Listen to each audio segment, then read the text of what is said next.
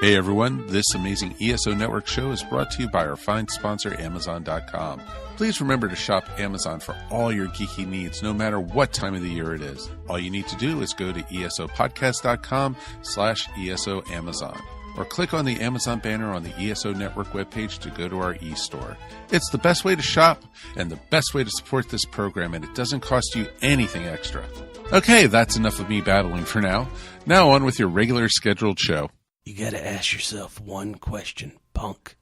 What the hell is a cigar nerd? Welcome to the Cigar Nerds Podcast. It's the only show where two guys smoke cigars and talk about nerd culture. Do you like movies, games, comics, sci-fi, pulp culture, and beer? Do you like science, nerd news, explosions for no apparent reason? Then this is the show for you. It's like being in a nerdy cigar shop, but for your ears. Check us out at cigarnerdpodcast.com.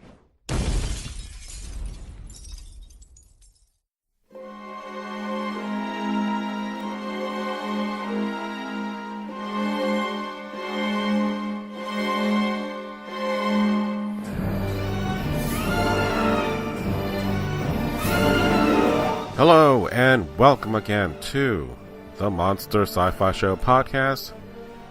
I am your barely awake host, the Monster. It's Sunday. Happy Mother's Day to everyone. And it's not even 7 o'clock. Thanks, body clock. But I had to get this done today. And more specifically, right now. Because today is Mother's Day and I have a busy day ahead. So, as always, I try to plan to get these podcasts out on a timely basis, like last Friday. But my schedule got changed, so I could not get that done until right now. So, what you're going to hear in the background is my Keurig system making me some nice Starbucks blonde coffee. I really need it. So, part of me, if I sound like I'm really dead, because I am, because I went shopping a lot yesterday, as well as having to deal with the kids. And if that wasn't busy enough, I want to give you some information about what had happened this past week, which is kind of, again, a good thing. It's more work for me, but I'm having fun with it. So, if you remember last week, I canceled the science fiction book club that I wanted to do on Dune. Well, this past week, I was able to produce a couple of podcast promos for my library for summer reading. Now, what's kind of cool about that is that it's going to be played in 400 schools. So, times that by however many students, that's a wide audience that's going to be listening to me talk about the summer reading program. Now, I'm going to play kind of like two promos. But basically, the two favorite ones that people are liking a lot more is one that I did in a Vader voice, which thanks to YouTube I was able to modulate my voice to where it sounds like Vader, and I got the scuba sounds and played music in the background, so it sounds really good. But the very last one, which I think was probably the better read, because I was able to change the messaging a bit and make it a little bit more... Thank God it's ready. Okay, to make it a little bit more energetic, because I can be very blah. It's okay. It's Monday. Like Eeyore kind of energy. But I focus on getting it as high energy as possibly can, plus the music cues and sound effects I think worked much, much better. So I'm going to play you now the Vader version of that promo. This is Lord Vader. I have an important message for the Miami-Dade Public Library System. I feel a disturbance in the Force, which means that summer is just around the corner. Join me for the 2017 Summer Reading Program and bring order to the galaxy. Just visit your nearest Miami-Dade Public Library branch from Saturday, June 10th through Saturday, August 5th to sign up for the program. Together, we can build a better world through summer reading. It is your destiny. Everyone who registers will be able to receive a ticket to the Miami Heat game. The more you read, the better your chances to win an impressive grand prize. Most impressive. Visit mdpls.org or call your local branch for more information. So that was the Vader voice. And I've heard it many times already, and it's not bad. It's really not bad. I'm more impressed by how it came all together, but I didn't think that I did a great job of it, but it was enough that people liked it. So I'm happy with that. So the second one that I'm going to be playing is, the very last promo that I did, and it's just me talking, but I changed the writing or the treatment of what I was going to say. Again, I punched up with some sound effects as well as some music. So let me play you that. Y'all ready for this? Hi, I'm Montgomery with the Miami-Dade Public Library System. Summer is just around the corner, and that means it's time for the 2017 Summer Reading Program. Students who register for the Build a Better World Summer Reading Contest will be able to receive a ticket to see a Miami Heat game. All you have to do is just visit your nearest Miami-Dade Public Library branch from Saturday, June 10th through Saturday, August 5th to sign up. It's just that easy, and the more that you participate, the better your chances to win a great grand prize. Visit mdpls.org or call your local branch for more information. So that sounds a lot better, a lot more energetic than I'm usually able to do. But again, I think what worked is the sound effects that was used minimally but effectively. So very happy with the results.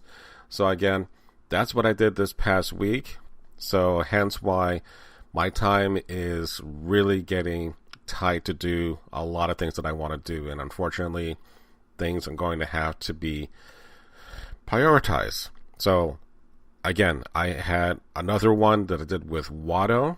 So if you listen to my Monster Sci-Fi Show promo I did with Watto, I kind of used bits of that.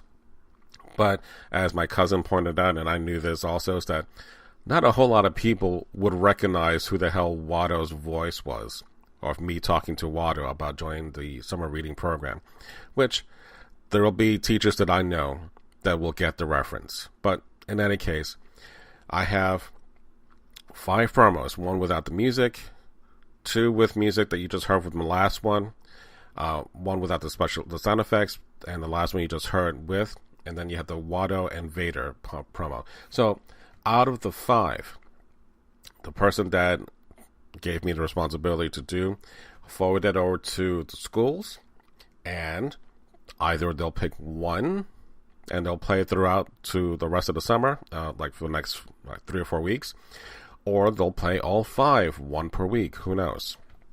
But still, that's really cool.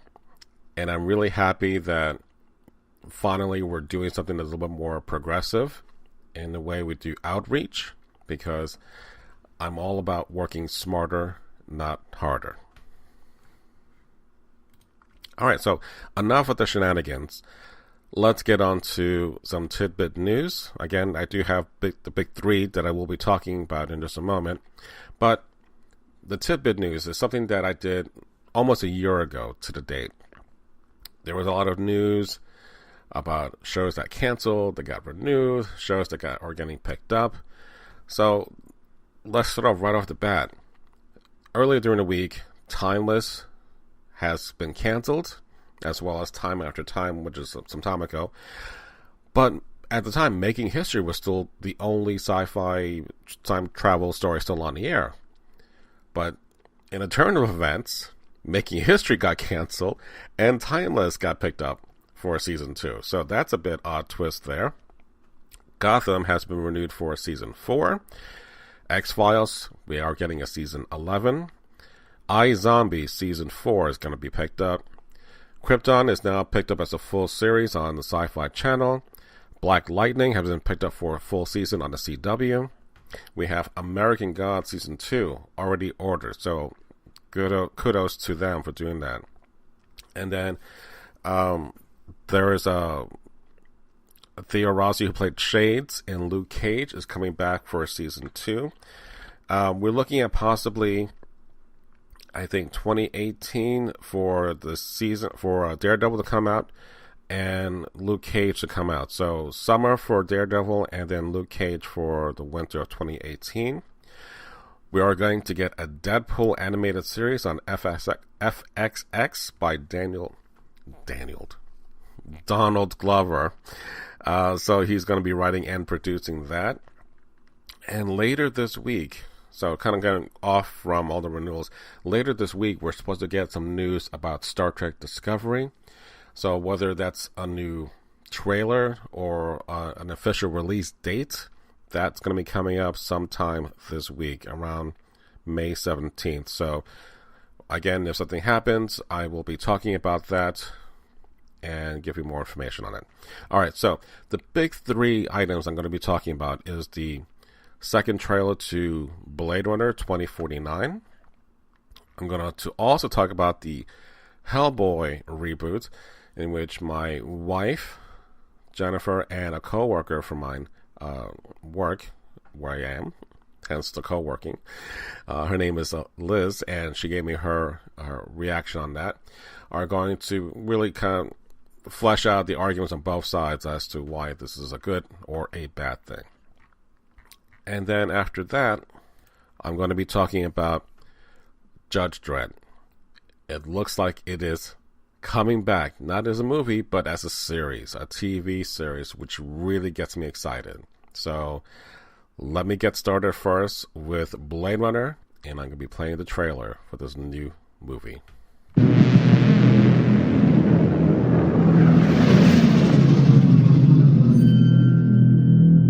Every civilization was built off the back of a disposable workforce. But I can only make so many. Happy birthday.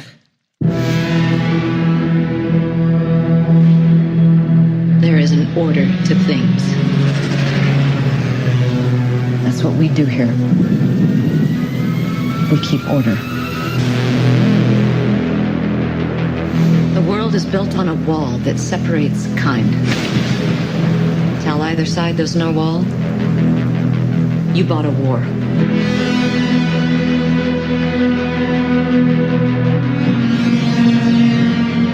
You're a cop. I did your job once. I was good at it.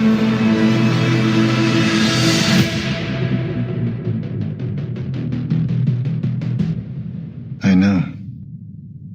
What do you want? I want to ask you some questions.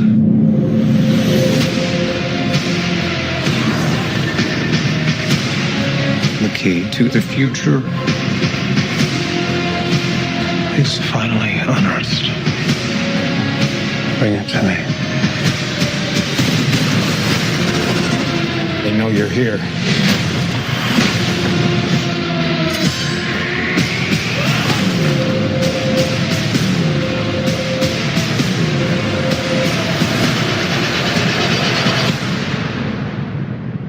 I always told you, you're special. Your story isn't over yet. There's still a page left.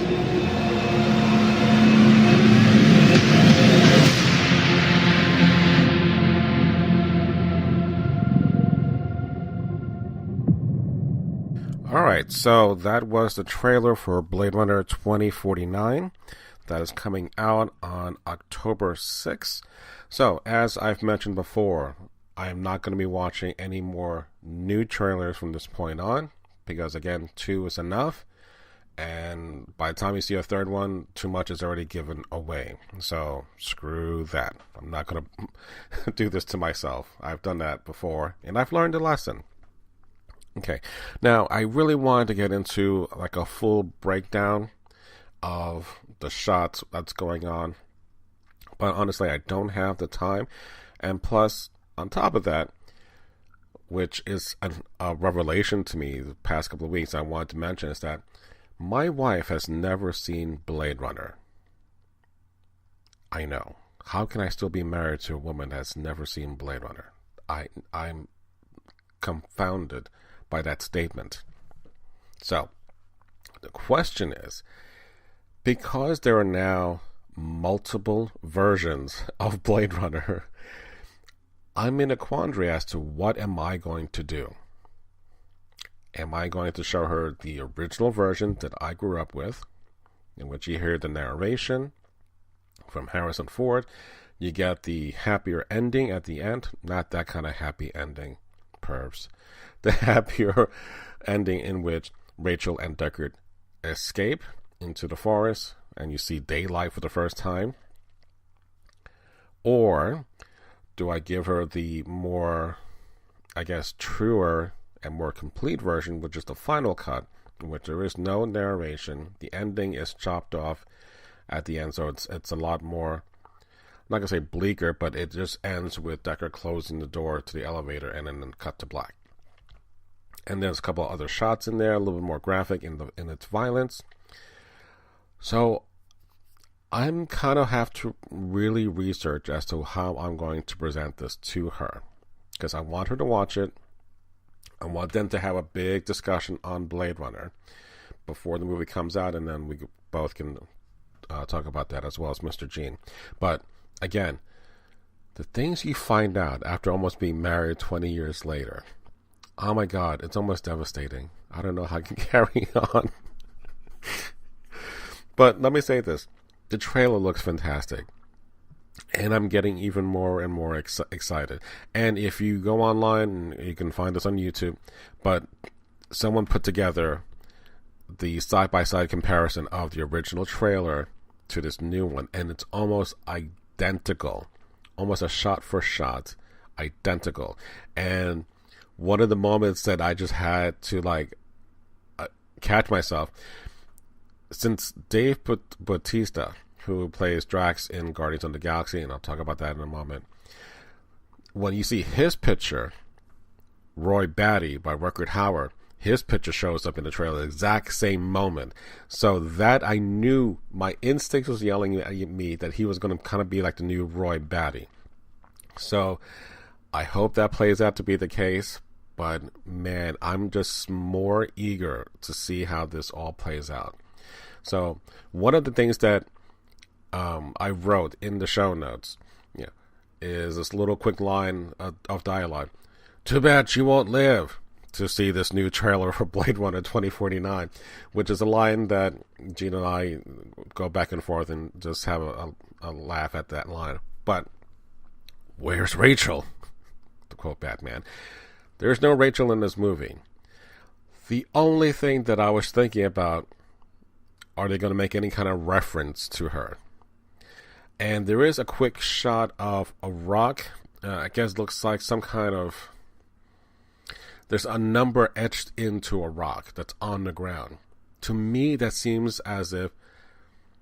My impression is that's where she's buried. They have to acknowledge that she has died. At the very least. Not as if... Who's Rachel? I don't want to hear that. Because I would lose my mind if that's the case. But in any case, I'm pretty sure she has died. And if that's the case, that's fine. But as long as they make some kind of connection that she was with Deckard and that happened and there's her gravesite. So that's what I'm hoping that's what that is. So that's the only thing I'm going to go into that specific with the trailer, is that if you look at the trailer, you see a rock and it has dates on it. So I'm thinking that's going to be the date in which she died.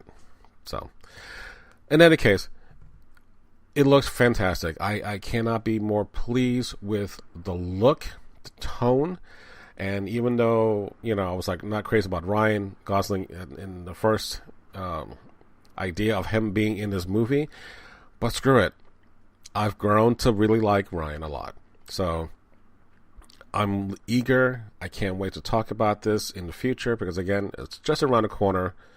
Well, in my head, it's literally just around the corner. I got so many things lined up that I just can't focus Hence why I had to make sure I'm on a timeline. Alright, so enough of me rambling. So, the next big thing is going to be this whole Hellboy reboot. Is it a good thing? Is it a bad thing? So, I'm going to play the trailer and I'll come back and I'm going to read to you the 2 comments that, again, my wife and my friend Liz wrote, and then I'll give you my 2 takes on that. I'll be right back in a moment.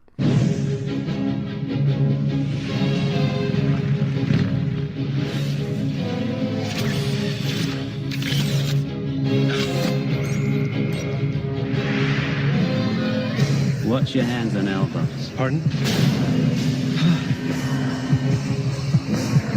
Welcome to the Bureau for Paranormal Research and Defense. There are things that go bump in the night, Agent Myers. And we are the ones who bump back. Hellboy. Well, come on in. Meet the rest of the family. Abraham Sapien. Liz Schumann. It's a beautiful name. Don't worry, Boy Scout. She'll take care of you. These freaks, they give me the creeps. Really? Every time the media gets a look at him, they come running to me. I'm running out of lies. If there's trouble, all us freaks have is each other. What the hell is that? Something big. In the absence of light, darkness prevails. 60 years ago, they tried to destroy the world. They're back. Master. Oh my God. Behind this door, ancient evil. Oh well. Let me go in and say hi.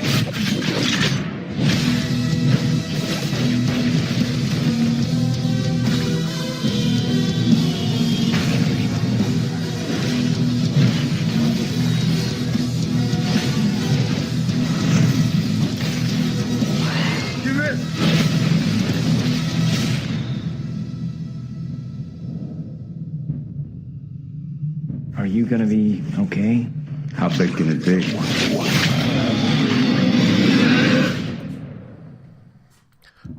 Alright, so we have now news, official news from Mike Mignola.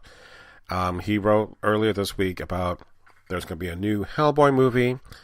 We have Neil Marshall, who is going to be the new director who did a movie called Descent and I guess an episode or 2 of Game of Thrones.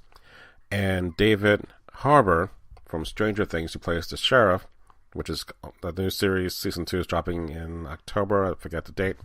Is going to be our new Hellboy. So, the question is, what about Guillermo del Toro as well as Ron Perlman, the team that actually brought Hellboy to life? My take on that, right from the very beginning, I've talked about Guillermo del Toro being extremely busy and him trying to pitch that Star Wars movie with the Jabba the Hutt Godfather storyline. He's way busy. I mean, the fact that he's not even doing Pacific Rim 2, I mean, that to me, I would have been more interested in that than seeing another Hellboy, considering Hellboy 2, The Golden Army. Wow. What a disappointment in that second movie. It was a complete mess. First one, perfect. Spot on perfect. But honestly, I could have done away with that second movie. I can almost wish it away.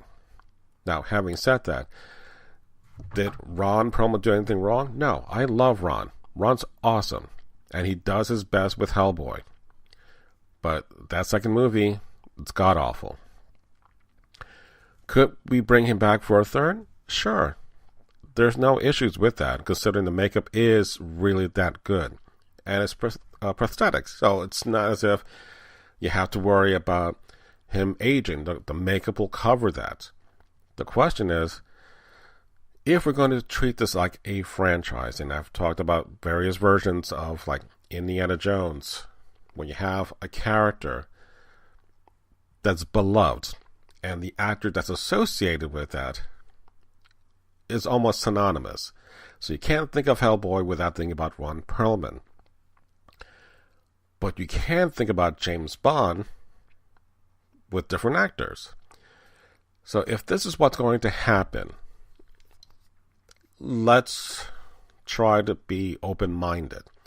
If we want the series to continue, we need to have other actors portray that character. And we could get a side of Hellboy that we've never seen before, or more... basically, it's a different portrayal. Kind of like Doctor Who. We have the exact same character, more or less, but the actor that portrays him gives his own spin, gives his own quirks, kind of makes it his own version of that character. So that would work on that end. So I'm okay really on board with this because of the fact that the Golden Circle, Golden Army, Golden Circle is the Kingsman movie. The second one sucked. And I've always said that directors who do the sequel of the first movie that was highly successful never really masters outshining what they did in the first one. They cannot capture lightning in a bottle again. Look at Star Wars. George Lucas wrote it. He directed it. But then the second movie, Irvin Kershner directed it. And I'm blanking on the guy's name who wrote the second Empire Strikes Back. So the two of them did a much better story, and some people think that it's outshines the original.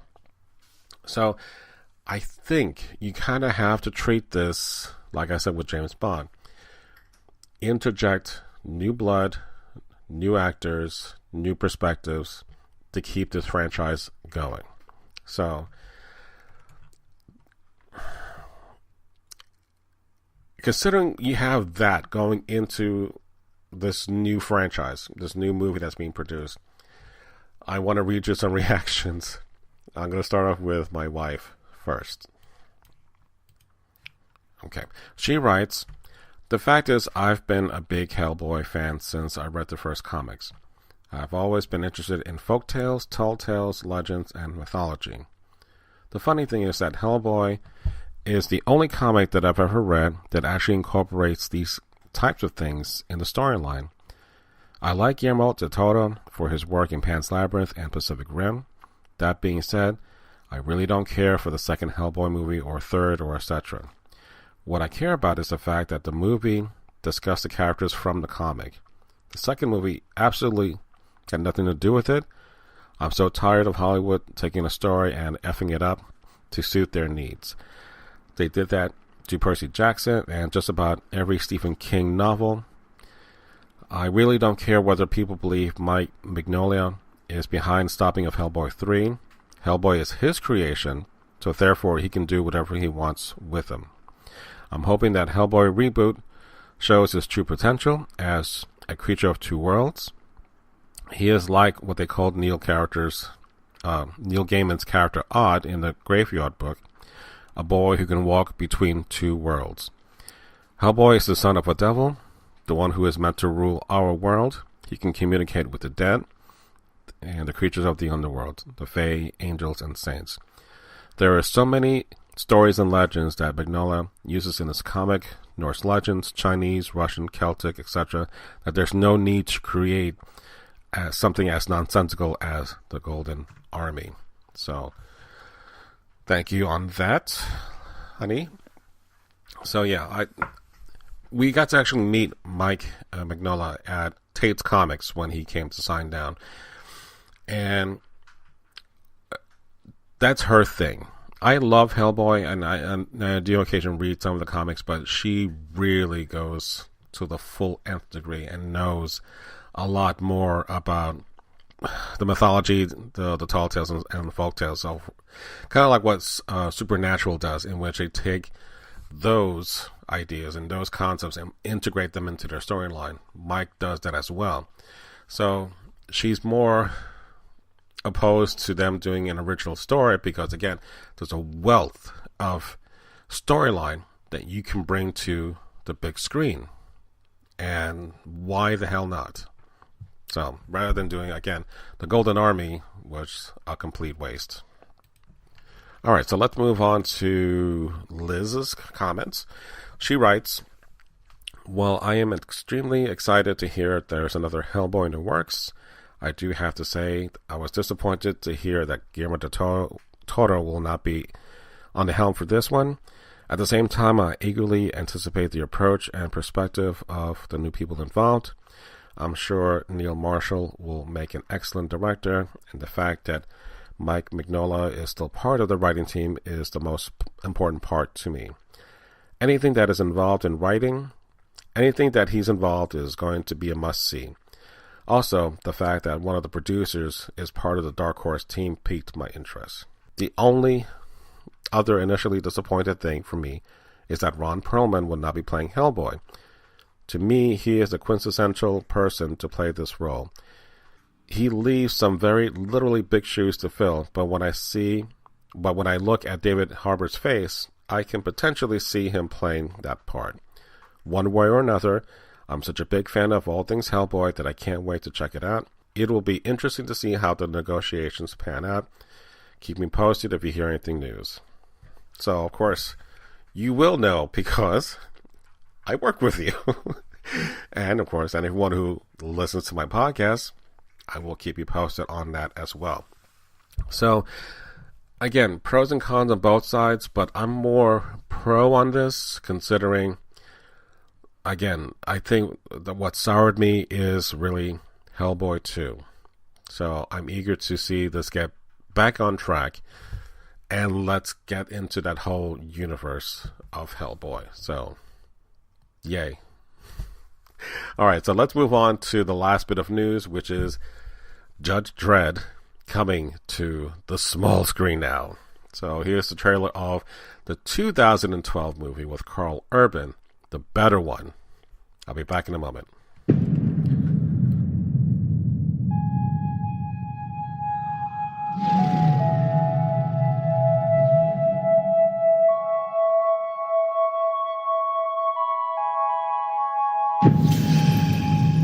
We can fight our desires. But when we start making fire, makes the brain feel as if time is passing at 1% its normal speed. we get absurd.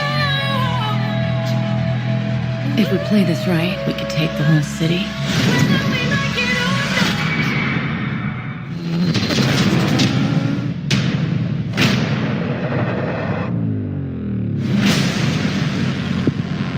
All 800 million people living in the ruin of the old world. Only one thing fighting for order in the chaos. The men and women of the Hall of Justice. Peachtrees is the manufacturing base for all the slow-mo in Mega City 1. You know how often we get a judge up in Peachtrees? Well, you got one now. She has control of everything. Levels 1 to 200. This is Mama. Somewhere in this block are two judges. That's not good. I want him dead. We're gonna have to go through him. Rookie, you ready? Yeah. You look ready. fire. Judgment time. Let's finish this. Mama is not the law. I'm the law.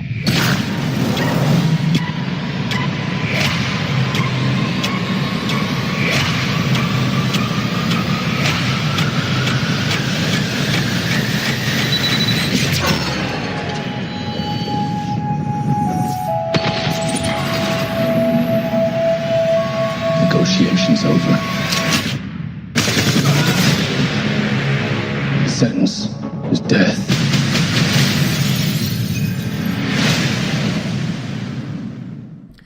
Alright, so if you got a chance to watch that movie with Karl Urban, one of the great things that you'll take away from that is that the helmet always stays on. What I meant by that is that some actors have to show their face. They don't want to be hidden by makeup. They want to be in a costume. They want to show their face. A perfect example, if we look at Sylvester Stallone's version of Judge Dredd, he wears the helmet at the beginning and at the end. And in the middle, not so much. Karl Urban, who, if you know who he is the new Dr. McCoy on Star Trek, never takes off the helmet. He is always in character. He embodies that character. There is no need for ego for us to know who he is. Underneath that helmet, he really brings that character to life. And even though it is a small movie, and it's a small storyline because it's more enclosed as opposed to world exploring, it's a fantastic film. I mean, I've never been that entertained and disgusted at the exact same time. And if you get to the ending, you'll know why. So, but it's very satisfying. I'm very eager to see how this all pans out because, believe it or not, there's just way too many things that are going on for television. I just started watching Mr. Robot last night, and I saw the first episode, which I really loved, and I could not get enough of it. And I saw the first episode of The Expanse. So I'm behind on a couple of years for other great episodes or other great shows that already aired. This is like a golden age of television that I've never ever thought would be possible. You know, considering how cable had a stronghold on programming, and yet even then, 1,000 channels, they had nothing on. But now we have so much content, and you can actually find that niche audience that would appreciate a series like Judge Dredd. If they do this correctly, I'm not saying you have to get Karl Urban, but it would be fantastic if you get him to do this. Because honestly, the last Star Trek movie in which he has a bigger role than the Into Darkness movie, I would love to see him do this series. So I'm kind of on board just in the concept of bringing Judge Dredd to the small screen. I'm all on board with that. Now, how they're going to do this, I don't know. But again, fans who have watched this movie since 2012 have been clamoring for a continuation of this storyline, or at least this version of that comic book. So, if they do this right, TV comic book adaptations are the hottest thing right now. Shows like that are being picked up. I think there's even a Valiant comic book, I forgot the title of it, that's also can be picked up as a TV series. So there is so much opportunities now to bring shows or characters to the shows like these, because so now is the perfect time to bring out all these characters, do incredible things. I'm excited for this finally, but I don't know what to expect other than it's coming. And that's all that I care about, is that we're going to get a new Judge Dredd series. So as long as Sylvester Stallone is not in it, I'm good with that. Karl Urban's in it, even better. But regardless, I'm very excited with that kind of premise and that storyline. So on that note, I'm not going to talk any further because I'm getting very phlegmy and congested, so I do apologize if you hear that in my voice. But again, I'm still working off of the stupid I don't know, bronchitis or something, whatever. So I can't get rid of this still. So, again, I'm late on this podcast, but I want to get it out. And I have other responsibilities to take care of right now. So, on that note, I want to thank all my fans and all your fans' mothers. A happy Mother's Day. And this podcast makes a great Mother's Day present. No, it doesn't. It really doesn't. I don't care if it's free. It has no value. Other than to you. If you're listening to this and you're enjoying it, there's your value. So, next week, Tuesday, I'm going to be finally watching Guardians of the Galaxy Volume 2 with my co-host, Mr. Gene. And we've never watched, or at least we never reviewed, the first movie. So, I'm going to review that movie with Gene. So, we're going to be doing Volume 1 and 2. So, that's going to be Tuesday. I'll record. So, hopefully that night I'll have it done. And then the Ghost in the Shell Versus episode is going to be delayed at least about a week, if not 2.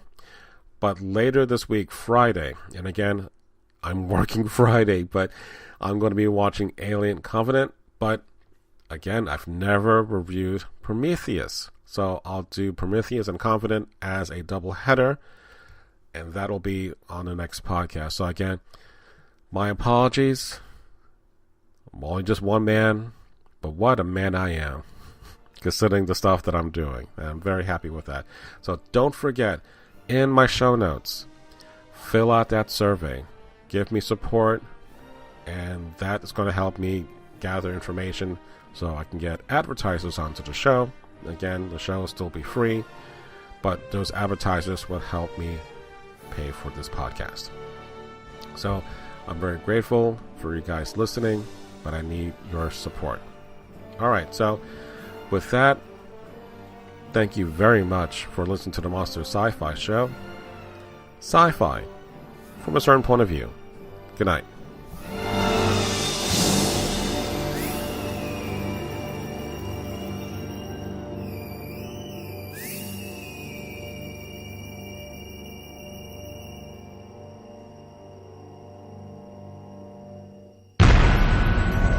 This has been a broadcast of the ESO Network, your station for all things geek, classic, current, and beyond. Be part of the crew at ESONetwork.com.